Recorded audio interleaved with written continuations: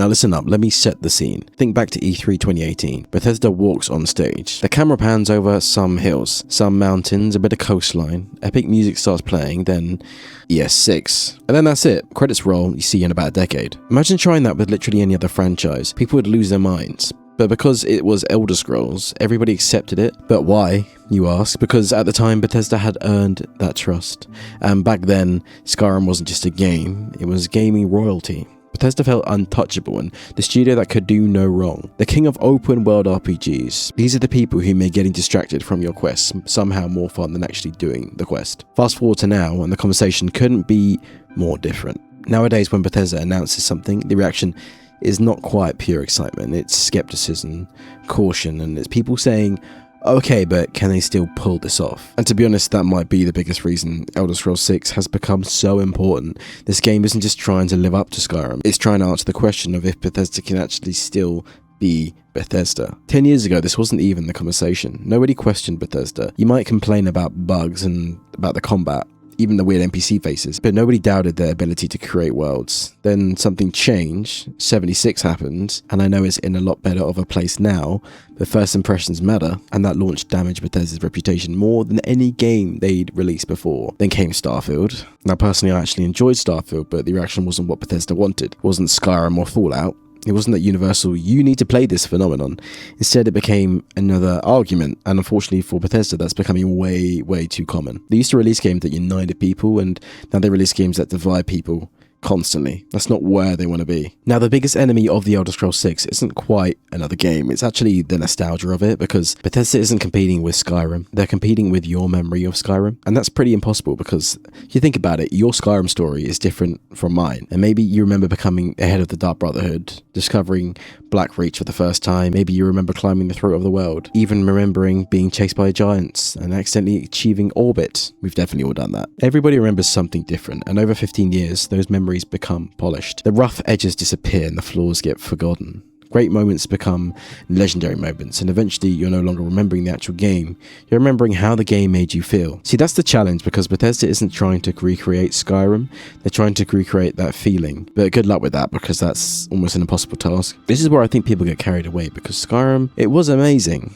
but perfection, I wouldn't say so. The combat was pretty basic, and the role-playing systems were simplified compared to older Elder Scrolls games. The animations looked outdated even back then, and the main story wasn't exactly The Witcher 3 before The Witcher 3 existed. But none of that really mattered, because the game made you curious, and curiosity is one of the hardest things to design in a game. Bethesda mastered curiosity. You'd see something weird in the distance, you go and investigate, then 4 hours disappeared. That's not easy to create. That's pretty magical, actually. Now, Bethesda used to be the kings of distractions. Every other developer spends millions trying to keep players focused on the main story. Bethesda somehow became famous for making players completely ignore it. The world is ending, dragons are attacking, and civil war is breaking out. And what am I doing? Collecting cheese wheels, buying property and helping a random drunk guy find a missing goat, joining a cult or getting married, breaking into somebody's house because they look suspicious. The actual main quest was often the least interesting thing happening, and somehow that worked pretty well, because the world felt so alive. It felt like adventure was constantly finding you. That's the secret sauce, and that's what Elder Scrolls 6 desperately needs to bring back. Now, onto the setting, Hammerfell. I think this might be one of the smartest settings Bethesda could have chosen, because for 15 years, Elder Scrolls has been associated with snow, mountains, Vikings, cold weather, grey skies. And don't get me wrong, I love Skyrim to death, but if Elder Scrolls 6 opened with another snowy mountain range, I'd probably laugh and think it was Skyrim too. Hammerfell gives Bethesda something they desperately needed: freshness. Imagine enormous deserts stretching to the horizon, ancient cities buried beneath the sand, merchant kingdoms, pirates, massive ports, tropical coastlines, sandstorms. This isn't just different from Skyrim, it's the complete opposite, and I think this is exactly what the series needs. If we're in Hammerfell and Bethesda doesn't let me become some sort of desert pirate, I'm gonna be disappointed, man, because think about the possibilities: naval exploration, treasure hunting, ship combat, coastal factions, smugglers, mercenaries, ancient sea legends. There's so much potential here, and after Starfield's planets sometimes felt disconnected from one another, a world built around interconnected coastlines and trade routes could feel pretty incredible. Now let's get dangerous speculation-wise, right? Because one theory that refuses to die is the idea that High Rock could also be included. If that happens, things could get pretty crazy, because imagine traveling from a scorching desert kingdom into a medieval fantasy territory. Political intrigue, castles, knightly orders, noble houses, then heading back into the desert of Hammerfell. The variety alone could make the world feel enormous without needing some absurdly oversized map, because bigger isn't always better, more interesting is actually better. While Elder Scrolls was sleeping, everybody else kind of got stronger. CDPR gave us The Witcher, From Software gave us Elden Ring, and Larian dropped Baldur's Gate 3, and basically reminded everybody what player choice looks like. Even Cyberpunk managed one of the greatest comeback stories in gaming. The RPG genre didn't really stand still.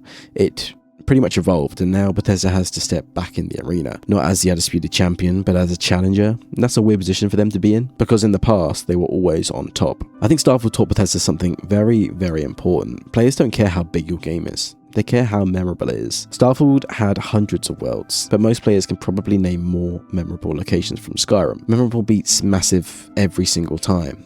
I'd rather have one incredible city than 50 forgettable ones, one unforgettable questline than 100 mediocre missions, and one Blackreach than 10 empty planets. That's what Elder Scrolls 6 needs to understand. Quality beats quantity every single time. But you know what scares me the most? Not the bugs or the performance issues, not even the delays, but the nightmare scenario is something much, much worse. Boredom. Imagine Elder Scrolls 6 launches, everything technically works, the graphics look great, the frame rate is stable. Now I know that's pretty dreamland thinking, but bear with me. The reviews are decent, but nobody talks about it 6 months later. That would be catastrophic, because great games create stories, great games create memories. People used to talk about Oblivion, Skyrim and Morrowind today, not because they're flawless, but because they are so memorable. Now let's talk about the modding community, because the second the Elder Scrolls 6 releases, the modding community is going to lose its collective mind. Within a week, somebody will add Thomas the Tank Engine. Within 2 weeks, somebody will turn the game into Dark Souls, and within a month, somebody will start remaking Skyrim inside the Elder Scrolls 6. You just know it's going to happen. And that's one of Bethesda's greatest strengths. Nobody benefits from modding communities like they do. The mods aren't just extra content.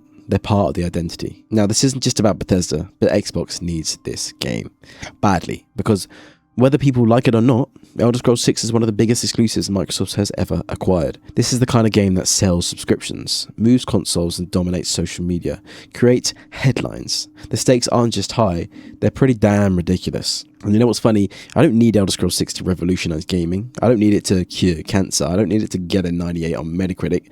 I just want it to make me lose track of time. And that's it. I want to sit down for an hour, then look at the clock and realize it's somehow 3 in the morning.